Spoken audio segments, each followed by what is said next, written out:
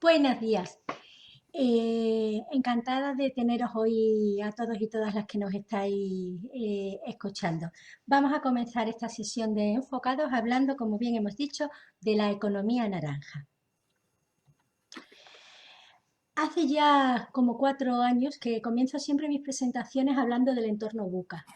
El entorno buca es el entorno en el que vivimos actualmente y buca viene de las siglas en inglés de un entorno volátil. Vivimos en un cambio constante y no hay más que echar una vista en este caso a este año, pero antes de todo lo que ha acontecido en 2020 ya vivíamos instalados en el cambio.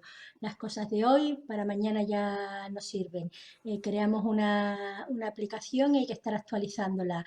Entramos en nuestro teléfono móvil y todos los días tenemos novedades. Nuestro entorno es también incierto. Nos resulta muy difícil hacer ahora previsiones basadas en hechos históricos.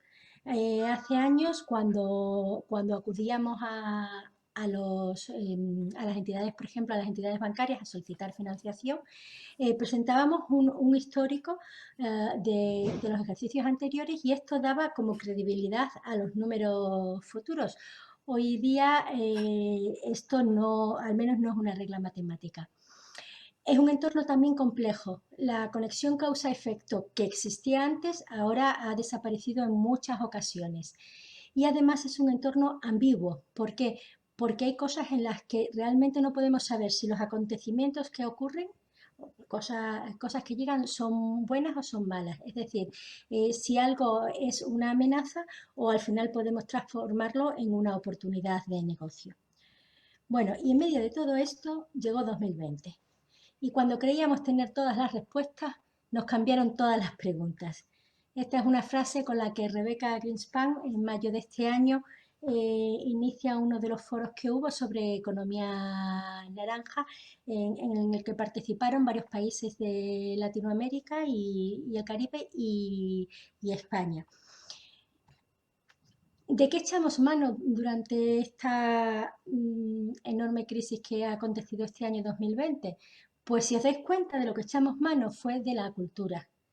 Escuchamos música, vimos tele, volvimos a jugar, hicimos cosas creativas. O sea, la creatividad estaba ahí. ¿Qué es la economía naranja? ¿No? Vamos a ver qué es realmente. Esta frase lo explica muy bien. No hay nada más poderoso que una idea a la que le ha llegado su momento. La economía naranja trata de monetizar, de hacer valor, de conseguir dinero, ¿no? De conseguir generar una economía del mundo de las ideas. ¿Y cómo nace? Bueno, pues la economía naranja tiene un antecedente más o menos claro en John Hawkins, que fue el autor del libro La economía creativa o cómo las personas hacen dinero de las ideas. Y posteriormente, tanto Felipe Buitrago como Iván Duque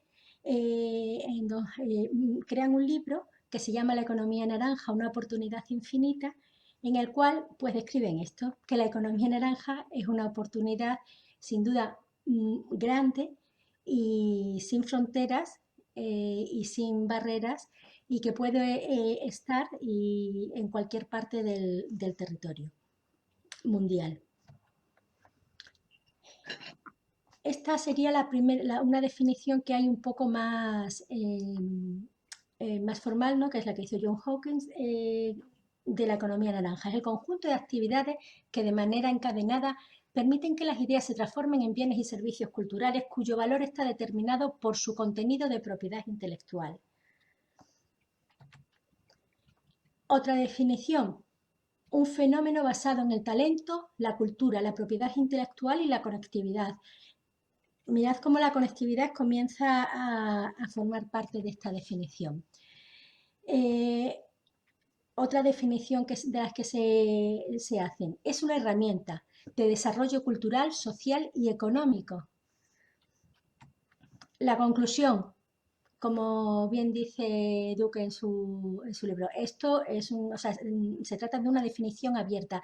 No podemos encapsular lo que es la economía naranja en una definición cerrada, porque de hecho CEPAL, el BID, la UNESCO, la OMPI y la UNTAC dan versiones, ¿no? Y descripciones completamente, bueno, completamente no, pero sí diferentes de lo que sería este tipo de economía. Lo que sí tenemos claro es que todas tienen en común una serie de cuestiones: la creatividad, el arte y la cultura, una cadena de valor creativa y los derechos de autor, que sería la forma de monetizar o una de las formas de monetizar esta economía. ¿Qué características tiene nuestra economía naranja? Bueno, pues la economía naranja tiene las siguientes características fundamentalmente. Uno, se trata de productos, o vamos a trabajar con productos y servicios que son intensivos en factores de producción que están relacionados con la especialización, no tanto en horas persona, sino en la especialización que tienen esas horas persona. En segundo lugar, son productos y servicios que están muy diferenciados, es decir, no van a competir por volumen o por precio, sino por sus características únicas. Si nosotros, por ejemplo, compramos una entrada para ir al Teatro Romano, ¿no? Al festival de verano que hay en el Teatro Romano de Mérida, que tristemente este año tuvo que suspenderse, mm, si compramos una entrada, o sea, ¿qué es lo que vamos? ¿Vamos por precio? ¿Vamos por...? No, realmente vamos porque es un espectáculo único. Igual que cuando asistimos a un concierto de música, igual... Vale, son eventos únicos.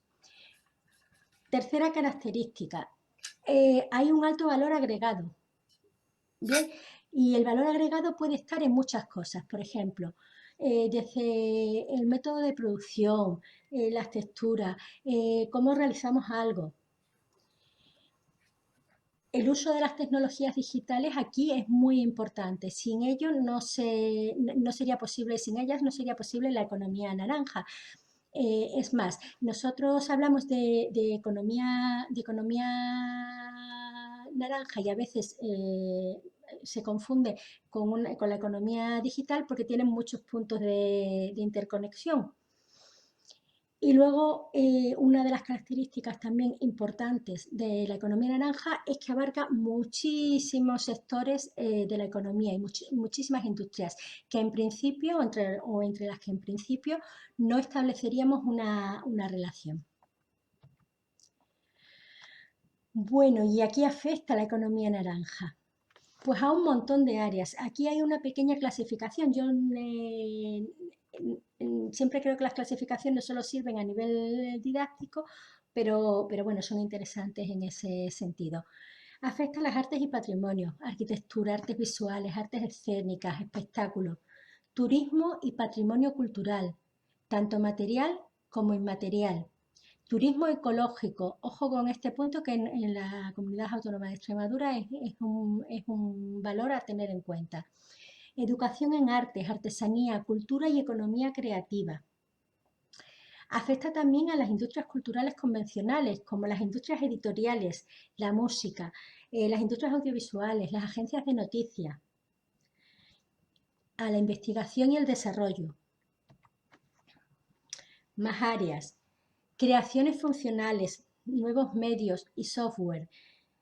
¿Esto qué abarca? Pues todos los medios digitales, los videojuegos, los eSports, pero también al diseño, el diseño de moda, el diseño de interiores, juegos, juguetes, a la publicidad. Si nos damos cuenta, tenemos ejemplos en nuestra vida cotidiana a montones: aplicaciones de smartphone, películas y series, videojuegos, los eSports, las canciones, las redes sociales y el marketing digital. Las obras de teatro, un dato aquí, solo el Circo del Sol emplea a más de 5.000 personas y reporta ventas superiores a 800 millones de dólares anuales. Un dato a tener en cuenta. Pinturas y esculturas, fotografía, gastronomía, un gran capital gastronómico tenemos también en nuestra comunidad autónoma. Diseño de productos industriales, juguetes, joyas, interiores, todo lo que se nos pueda ocurrir. A más de 5.000 personas y reporta ventas superiores a 800 ¿Cómo me implica? anuales. Pues me implica de la siguiente manera. Por un lado, yo puedo estar dentro de este ecosistema de varias formas. Casi todos pertenecemos estamos dentro de la audiencia, es decir, todos escuchamos canciones, acudimos alguna vez a algún concierto o algún espectáculo en directo, vemos la tele, vemos películas, es decir, como poco somos audiencia, pero también podemos estar en el momento de la creación, en el momento de la producción siendo proveedores, ¿vale? O sea, no solo en el momento de la idea, sino ser los que producen esa idea, ¿de acuerdo? Y ser proveedores de alguien en el momento de la distribución o en el momento en el cual esto se hace circular.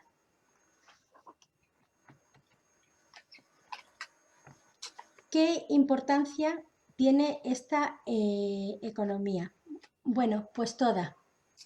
Hay un estudio, un informe de la Consejería de Hacienda de la Generalitat Valenciana realizado en 2019, en el cual ya se afirma, ¿no?, que existe una evidencia científica grande, ¿no?, y ya real, que hace relación a que los impactos, ¿no?, en los sectores culturales y creativos van a tener una repercusión muy importante, o la tienen ya, en la productividad y la riqueza de las regiones.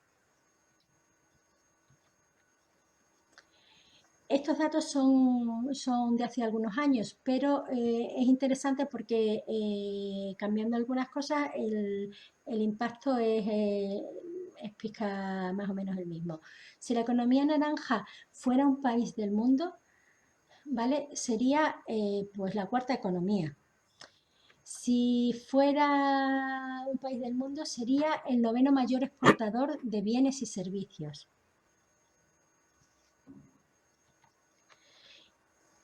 Y sería además también la cuarta fuerza laboral. Todos estos datos nos dan una visión de la magnitud de la implicación que puede tener la economía naranja dentro de nuestro territorio. Pese a todo esto, ¿qué es lo que ocurre? Pues que la economía naranja en muchas ocasiones es intangible e invisible. ¿Y a qué nos referimos con esto?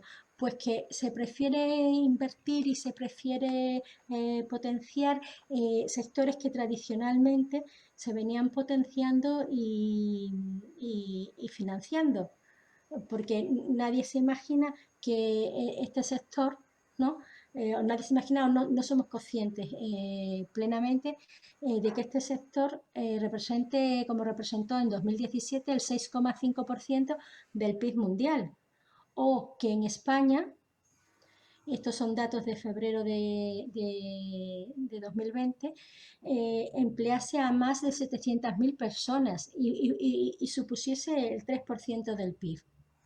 Entonces la pregunta es, ¿cómo no estamos, y en este no estamos, incluyo a gobiernos, instituciones, empresas y a la sociedad, apostando por este sector?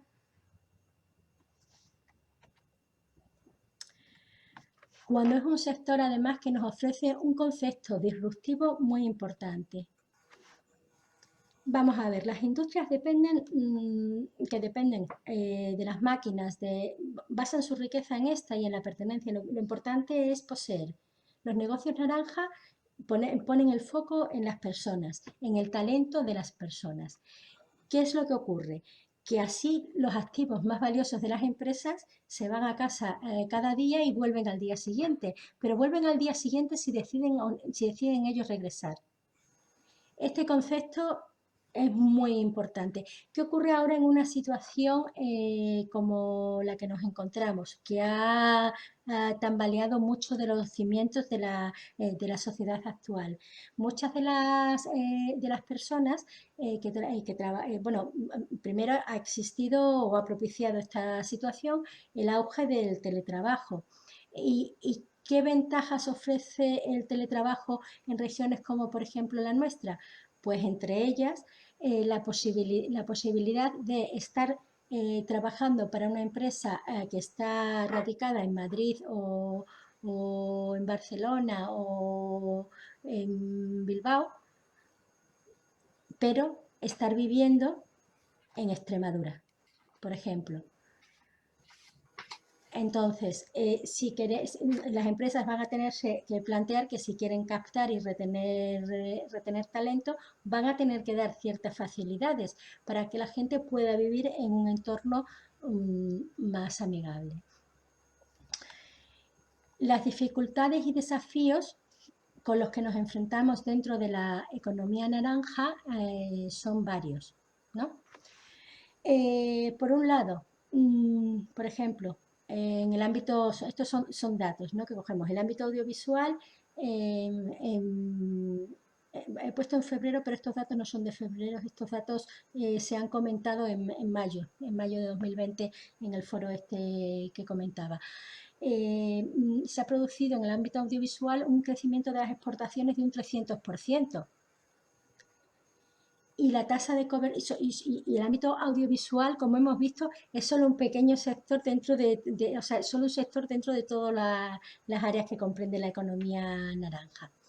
La tasa de cobertura en los últimos 5 años se ha visto incrementada en 3 veces. La tasa de cobertura es las veces, supone el porcentaje que nuestras exportaciones cubren nuestras importaciones. Es decir, que si nuestras exportaciones las consideramos, perdón, nuestras importaciones las consideramos el 100%, es decir, las cosas que consumimos que vienen de fuera de la industria audiovisual, las exportaciones que hemos realizado en el mismo sector ya suponen el 75% de estas.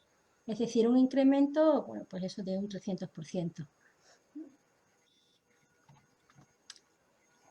¿Con qué dificultades nos encontramos? Pues nos encontramos con dificultades políticas, con dificultades financieras y con que se trata de una economía procíclica, aunque inicialmente se pensaba que no era así, como se ha demostrado ahora en 2020. Las dificultades políticas, ¿qué nos ¿a qué nos afectan? Bueno, pues que tenemos pocas herramientas para la medición, muchas veces el impacto que tienen todas estas, o sea, todo el desarrollo de la economía naranja no se ve y todas las consecuencias que tiene la economía naranja, el impacto no se ve, no aparece en el PIB, no se ve reflejado en el PIB directamente. Hay una parte que sí, pero otra parte que todavía no la sabemos medir. Y no tenemos desarrolladas suficientes herramientas tanto para esta medición como para fomentarla. Existe un plan de 2008, pero es de 2008, entonces probablemente habría que actualizar muchas cosas ahí. Y luego que los sistemas financieros no están desarrollados para financiar lo intangible. Una empresa que tiene una nave industrial, que posee la tiene en propiedad, tiene más posibilidades, en igualdad de condiciones me refiero, tiene más posibilidades de obtener financiación que una empresa que no tiene una nave, pero tiene a lo mejor una serie de ideas impresionantes, ¿no? Entonces, de ideas y capacidad de ejecución alucinante. Entonces, no tenemos todavía sistemas financieros que estén adecuados a financiar lo intangible. Y tenemos que tener en cuenta también que la economía naranja es procíclica. Esto supone que cuando la economía está en alza, la economía naranja despega pues a veces hasta 2 puntos por encima de la economía general. Y cuando la economía se contrae, como en este momento en el que nos encontramos, la economía naranja se contrae también grandemente.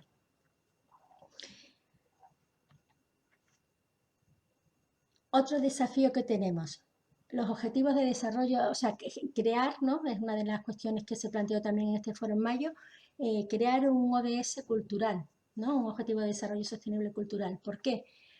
Basado en esta economía naranja, porque la economía naranja es escalable, es ecológica y es social. Como hemos visto, no todo está en el PIB. La economía naranja no solo genera empleo, sino que se produce o propicia otra serie de externalidades positivas, como la cohesión social y la apertura al mundo. Y además contribuye a la desigualdad social. En este momento en el que existen pocos ascensores sociales, la cultura, ¿no?, se plantea como uno de estos ascensores. Pues bien, ¿por qué creo que es importante la economía naranja y más en nuestra región? Porque tenemos un patrimonio cultural, gastronómico, una serie de ideas e iniciativas, porque las ideas y las iniciativas no necesitan estar ubicadas en ningún sitio. O sea, no podemos generar una industria si no tenemos maquinaria, eso es cierto. Si no tenemos un tejido industrial, es difícil ubicar determinadas empresas en nuestra región. Pero sí es cierto que las personas sí que pueden ubicarse en un entorno, como hemos dicho, muy amigable. Leía en esta semana una de estas personas que trabaja en Madrid, pero escribe, se dedica a escribir desde un pueblo del norte de Cáceres, ¿no? Y se veía su ventana desde la cual tenía un paisaje maravilloso. ¿Por qué no? Estamos generando riqueza desde nuestra región. La economía naranja es parte del futuro. Tenemos que tener en cuenta que, y además tenemos mucho margen de desarrollo, porque la economía naranja en Estados Unidos, por ejemplo, supone en torno a un 30 y tantos por ciento. En España estamos hablando de un 6, ¿vale? En nuestra región de un 3 hemos visto. Tenemos un amplio margen de desarrollo. Además, dentro del desarrollo que hay en España, este se reparte en su mayoría entre Madrid y Barcelona, que ocupa más del 50%. Con lo cual, tenemos mucho margen, ¿no?, para crecer, mucho margen de crecimiento. Es una industria que en nuestra zona está incipiente de alguna manera, porque lo que es la industria del conocimiento ya se venía fomentando desde hace tiempo, pero bueno, que es todavía un sector incipiente en comparación con otras regiones, y tenemos todo ese campo de desarrollo. Pues muchas gracias. Estupendo. Muchas gracias a ti, Cristina. Ha estado muy interesante. Si dejas de compartir, que se nos vea a nosotros en grande y nos pueda ver la gente mucho mejor. Como digo, ha estado muy interesante para todos aquellos y aquellas que nos están pues viendo. Pues Cristina Alonso Franco es licenciada en Derecho con un máster en Dirección Económico-Financiero. Ella es emprendedora y viene de familia de emprendedores y lleva en esto más de 25 años gestionando departamentos financieros y de pymes. Actualmente es CEO de Empresas en Positivo, donde ayuda a tomar decisiones de gestión a multitud de empresas. Bueno, como digo, no sé si Juan tiene que acaba de entrar, si no pasamos a las preguntas. Sí, no, simplemente felicitarte por tu magnífica intervención. Creo que nos ha posicionado claramente en lo que es la economía naranja y que, sobre todo, destacaría que en tus aportes lo que se ve es una grandísima oportunidad por parte de las personas y también de los municipios, una grandísima oportunidad de cambiar, de modificar, de reinventar o de crear nuevos modelos que generen valor en nuestro territorio, ¿no? Porque, como tú bien has dicho, el valor no solamente se mide por la moneda, no solamente se mide por los tangibles o por los productos que podemos colgar en las estanterías, sino que ese valor también tiene que ver con los entornos de oportunidad que se crean con la aportación del saber y del talento de la gente, ¿no?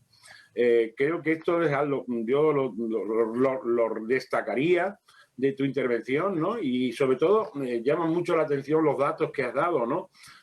Como aquellos países o aquellas zonas que han apostado realmente y que están apostando por este modelo de la economía, pues tienen unas cifras de desarrollo y de valor importantísimas, ¿no? Es por lo tanto un llamamiento,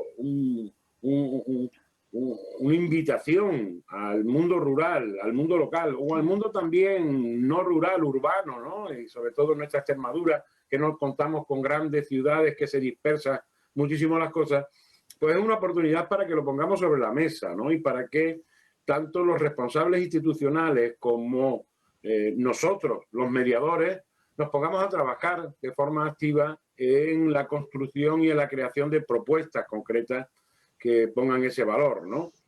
Yo creo que hay un hándicap importante, una línea importante de reflexión que tiene que ver con cómo el conocimiento científico que se está dando en la universidad y que está generando profesionales muy formados, ¿no? Se implica directamente en el desarrollo de los territorios como un agente activo y cómo el conocimiento tácito y el conocimiento experiencial de las personas que vivimos en los entornos rurales fuera de los marcos o de las cuatro paredes universitarias, también con ese conocimiento y ese saber puede contribuir de forma coordinada y articulada generando nuevas propuestas. Lo que está claro es que la economía naranja va mucho más allá de la industria cultural, va mucho más allá de la moda, va mucho más allá de la arquitectura, va mucho más allá de estas áreas o sectores muy identificados. Qué duda cabe que su contribución es absolutamente necesaria para la cultura y para el desarrollo, pero que va también muy ligado a este nuevo tiempo de los ahora, que tiene que ver con el humano, el protagonismo de las personas, ¿no? Los objetivos de desarrollo sostenible dicen claramente que nadie se quede atrás. Vean los jóvenes en esta frase, que nadie se quede atrás, que ellos tampoco, los jóvenes o no tan jóvenes, nadie puede quedarse atrás. Todas las personas tenemos la capacidad o la posibilidad de utilizar nuestro talento, nuestro saber, nuestra experiencia para generar valor para el territorio, asociándonos a la archiconocida responsabilidad social, ¿no? Pero también un valor que a la larga o a la corta nos va a dar beneficios personales, tanto crematísticos como de satisfacción y de motivación personal. Por lo tanto, creo que merece la pena, y reitero mi llamamiento y mi invitación, merece la pena que los modelos de desarrollo local incorporen de forma inequívoca lo que apuesta a la apuesta de la economía naranja como una alternativa también para el desarrollo de nuestros pueblos y para avanzar en esta reinvención que ahora nos toca. Te agradezco enormemente tu aporte, creo que es importante, muy importante, y creo que van a servirnos de inspiración, al menos a nosotros, desde la Asociación de Universidades Populares, y estoy seguro que también a nuestra red de alianzas formada por más de 212 universidades populares que están en lo local, a sus directivos y también a sus responsables institucionales. Desde luego, esta invitación no solamente se restringe a estos colectivos, sino también a toda la ciudadanía en general y a todos los municipios, tengan o no universidades populares. Muchísimas gracias. Ha sido un placer escucharte. Bueno, si te parece bien, Cristina, comenzamos con algunas preguntas que tenemos por aquí. Sí, no, quería agradecer las palabras en primer lugar, igual que daros las gracias por haberme invitado a acompañaros este ratito hoy. Gracias. Estupendo, pues vamos a ello con las preguntas. Fenomenal. Las primeras van un poco, te voy a hacer dos porque son muy parecidas y van un poco ligadas A lo que tratamos un poco de hacer aquí con esta actividad de enfocado, y es enfocar pues estos temas en este concreto de economía naranja a lo local, ¿vale? La primera va un poco por ahí. Porque son muy... ¿Me puedes decir 3 cuestiones o acciones por las que un municipio debe de empezar para desarrollar o fomentar esta economía? ¿Cómo se puede fomentar el desarrollo de esta economía desde una administración local? Bueno, vamos a ver.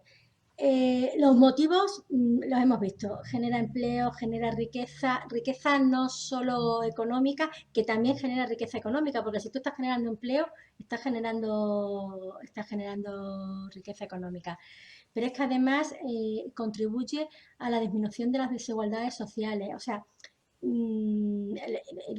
lo tiene todo, ¿no?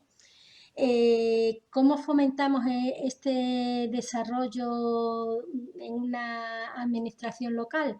Bueno, pues tenemos que ver con qué contamos en ese municipio, con qué contamos, porque insisto, la economía naranja habla de gastronomía, la economía naranja habla de turismo rural, la economía naranja habla de turismo sostenible, turismo ecológico.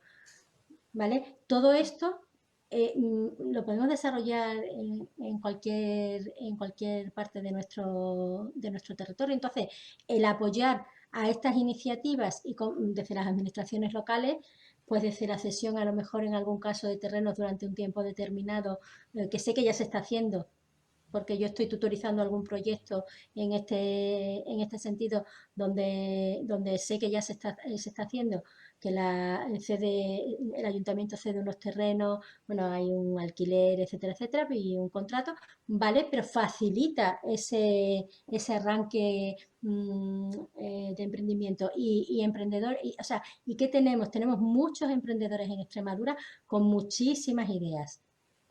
Y muchos con muchísimas ideas y muchísimas ganas de ponerlas en prácticas y de trabajar. Entonces, vamos a propiciarles el entorno, vamos a ayudarles a hacer sus números, que eso también es importante para que no se lancen al emprendimiento sin tener claras las cosas y consigamos riqueza.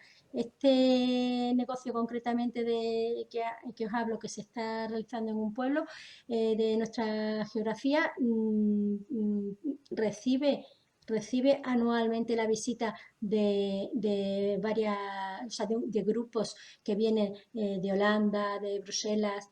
Claro, eso es riqueza que llega y se queda en el territorio, y no solo es la económica, sino ese intercambio cultural que se produce, etcétera, etcétera. Entonces, se puede, o sea, es algo por lo que, en mi opinión, se debe apostar. Estupendo, muchas gracias. Otra de las preguntas que tenemos por aquí es si nos podrías decir cuáles son las 2 o 3 claves que hay que tener en cuenta si queremos emprender en este sector.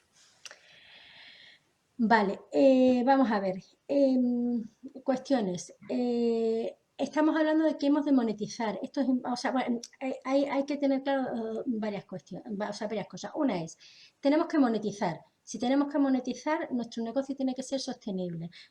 Sostenible no solo a nivel ecológico, a nivel de medio ambiente, sino también sostenible económicamente, que es lo que nos interesa. No puede depender solo de ayudas, no puede depender, no, tenemos que conseguir generar negocios que sean sostenibles y empleos sostenibles y de calidad, ¿no? Entonces, tenemos que tenerlo en nuestra ideación, tenemos que tener ese punto presente. Y luego, o sea, por otro lado, creo que es muy importante también, y perdón, ya sé que yo soy de números y por eso me toca más el tema, pero es que también me encuentro con los proyectos que se inician, se ha invertido ya dinero y, y no están bien planteados a nivel económico. Entonces, es muy importante que ese planteamiento económico se haga de forma correcta desde el principio. Entonces, ahí sí que las administraciones, bueno, vuelvo a hablar de las administraciones, pero sí que creo que las administraciones locales pueden echar una mano. Y tercer punto, la digitalización es fundamental. Hoy día sin ella no vamos a ningún lado, y la economía naranja se basa en ella. Estupendo. Bueno, otra pregunta, creo que está ya también, bueno, pues con tu intervención Sí. nos ha quedado claro, pero así a modo de resumen, nos lanza la pregunta de qué impacto puede tener esta economía en el empleo. Impresionante, insisto, que aquí en Extremadura el impacto que tiene es muy pequeño todavía en relación a otras capitales de España. No me estoy yendo a otros países, simplemente dentro de España tenemos mucho recorrido por delante. Al final es generar empleo, claro, porque generas negocios, generas ideas, o sea, generas negocio, quiero decir, y generas economía partiendo de las ideas, y lo que consiste es en monetizarlas y esto permitir, si es autoempleo, porque es autoempleo. Vamos a ver, uno de los hándicaps que solemos tener en Extremadura, que es también extensible a España, porque esto no solo ocurre en Extremadura, es que somos micropymes en su mayoría, o sea, el tejido empresarial español, no solo el extremeño. El español está compuesto básicamente de micropymes, hay un 95%. Estos datos son de abril, o sea, de mayo. Es que eso es lo que es España. Entonces, ¿qué es lo que ocurre? Pues que quizás el fomentar las cooperaciones, las asociaciones, el hacer proyectos de forma conjunta, nos permitiría hacer cosas más grandes. Y aquí yo pongo el foco en otra cuestión, y es que esto no solo se tiene que hacer, o sea, en mi opinión, esto no solo se debería hacer ahora, ¿no? Con respecto a las empresas, sino que se ha de empezar en el colegio. Yo creo que nos falta una educación en ese sentido de la cooperación y la colaboración. Sí. Sí, a mí hay algo que me ha llamado la atención. Ah, sí, dime. No, perdón. Digo que hay algo que me ha llamado la atención siempre en el itinerario educativo que vivimos, ¿no? Que vivimos todas las personas o que hemos vivido hasta ahora, ¿no? Ahora mismo sé que hay iniciativas que están impulsándose de Extremadura, como por ejemplo Kairos Educación, que está impulsando el tercer contrato social de la educación, trabajando en esos otros modelos. Pero bueno, hasta ahora lo conocido, en los itinerarios, me ha llamado mucho la atención cómo en los primeros años de los niños, o sea, preescolar, primaria, todos los aspectos relacionados con la creatividad, con el desarrollo de los grupos, con el trabajo del talento de los propios niños, cómo se mide, cómo se analiza, cómo se trabaja de forma individualizada, y cómo a medida que la educación va pasando por sus diferentes etapas, esos valores van desapareciendo. Sí.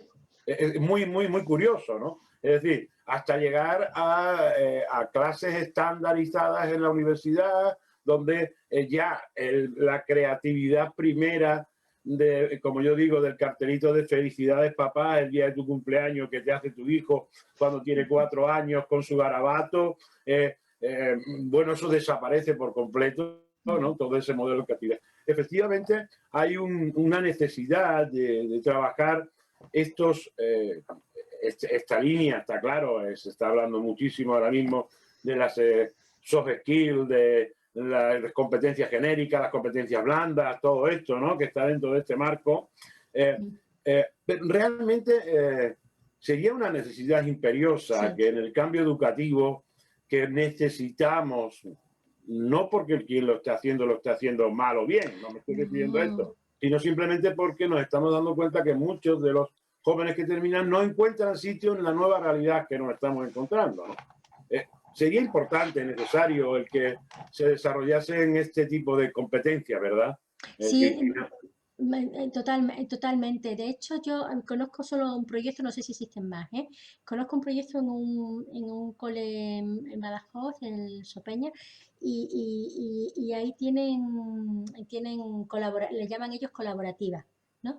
Entonces, empiezan desde pequeños y está muy bien, no sé por qué curso van ya, o sea, porque eso lo hicieron, fue como una especie de proyecto piloto. Y empezaron con un curso en infantil de 3 años y han ido y ese curso no sé ya en qué grado está, pero vamos, estará ya a lo mejor en sexto de primaria, no sé. El caso es que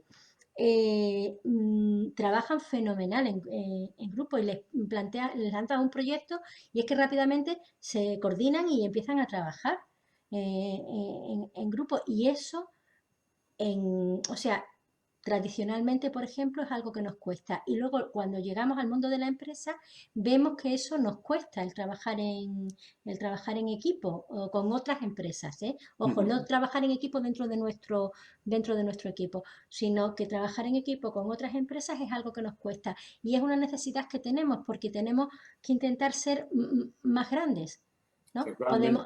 Podemos acometer proyectos más grandes si somos más. Entonces, si somos más grandes, entonces para conseguirlo necesitaríamos ese trabajo. Y yo he sacado a colación lo de la educación porque creo que no es o sea, que en paralelo a que se trabaje ahora y se fomente en las empresas, en mi opinión, debería fomentarse desde el cole.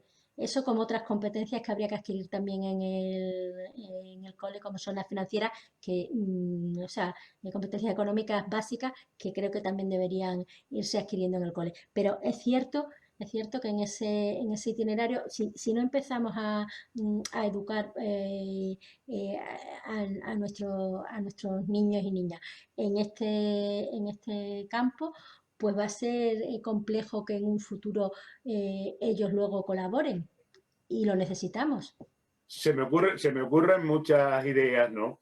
Sé que Andrés no me va a dejar que las ponga porque el tiempo, como siempre, Tranquilo. juega en contra, ¿no? Pero hay algo que también quisiera compartir contigo como reflexión, ¿no? Ujú.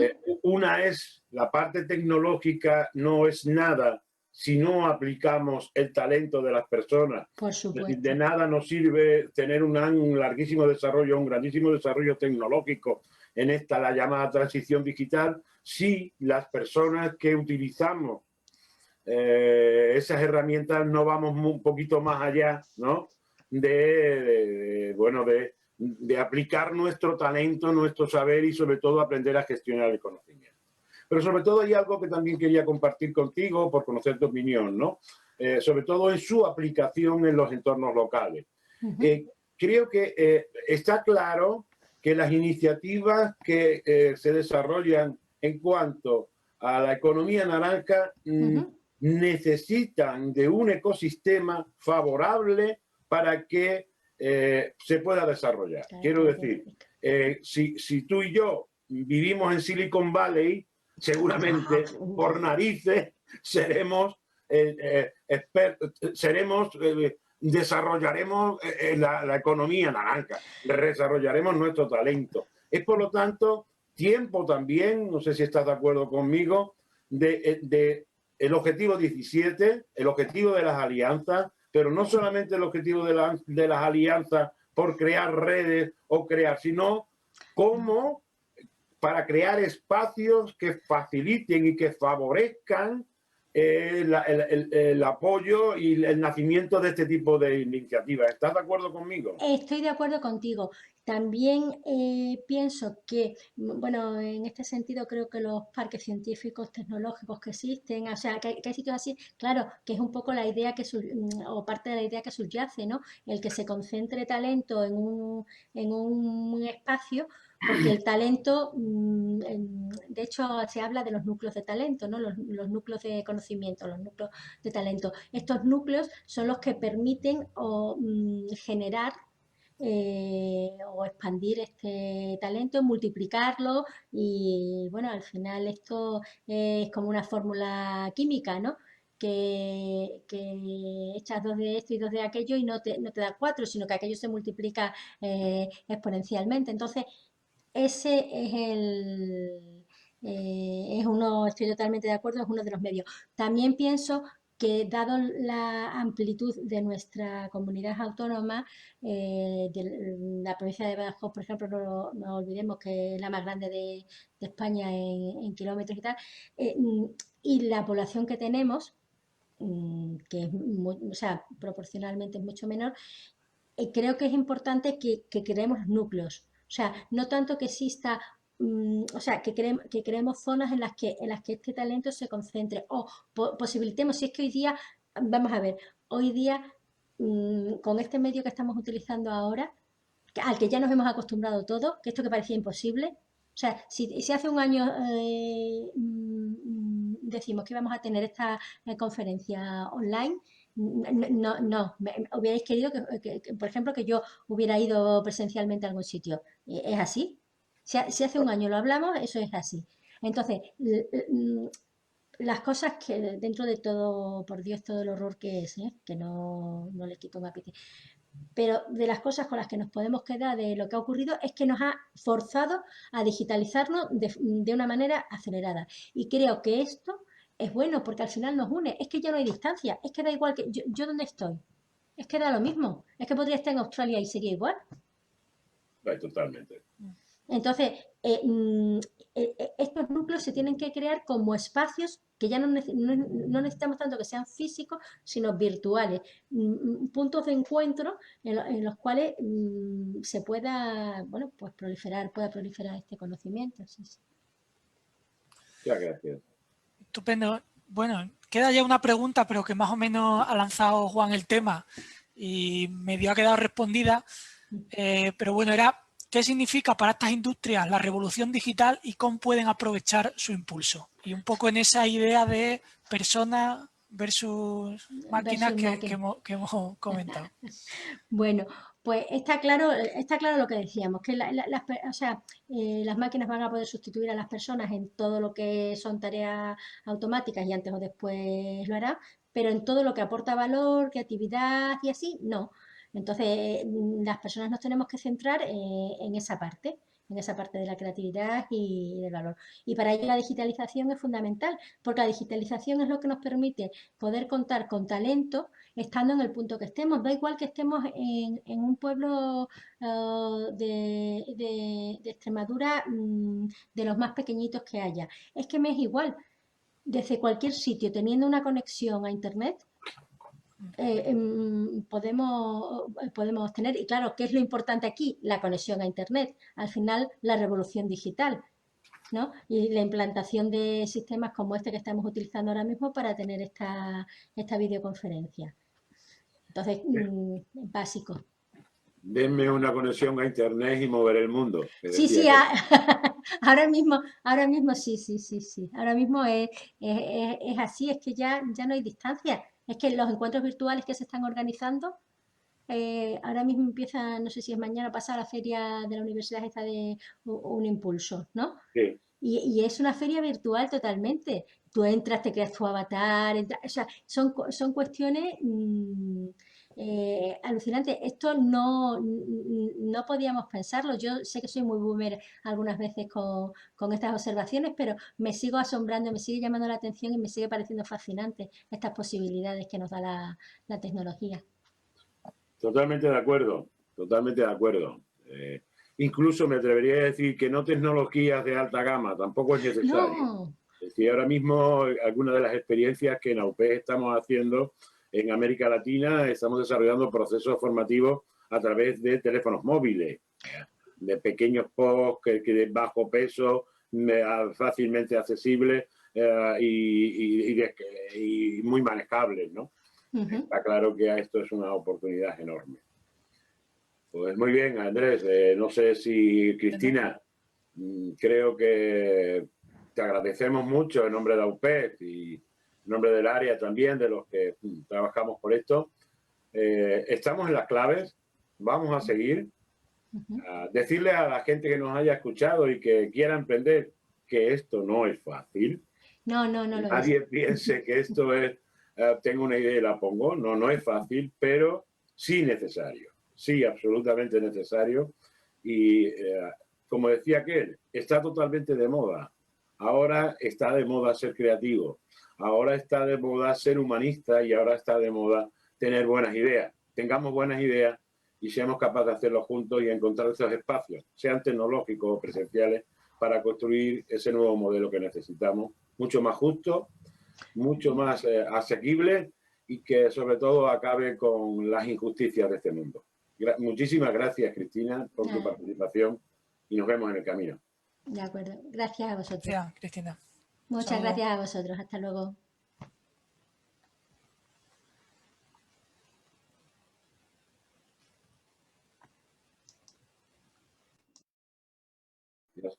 Señores, van ustedes a poder verlo tantas veces como quieran.